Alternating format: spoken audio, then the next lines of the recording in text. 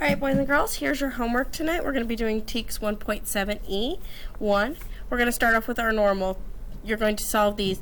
Notice they have an algorithm here. An algorithm is an up and down equation. So you're going to take the top number and take the bottom number from it. So if I have 2 cats and I lose 1 cat, how many cats do I have, boys and girls? 3. 1. I have 2 cats and I lose a cat. How many cats do I have? 1. Make sure you're paying close attention to that symbol right there, okay? 2 says write the numbers 10 to 15. What number am I going to start with? 10. What number am I going to end in? 15. Can I write the number 25? No. Can I write 10, 11, 12, 13, 14, 15? Yes. Very good job. All right, number 3. Emily picked flowers on her walk. How many flowers did she pick?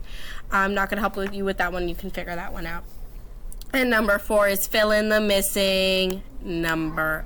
Boys and girls, I want you to notice there are 2 separate ones here.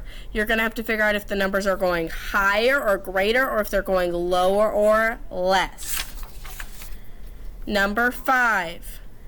What time is shown on the analog clock? Look at your hands. I want you to think about which is the hour hand and the minute hand. Tell me, what time is on this clock? 1 o'clock. Very good. School is out at 3 o'clock. Which analog clock shows this? So you're going to fill in the rectangle that shows 3 o'clock. Number 7 is draw the hands on the analog clock. Below to show 2 o'clock.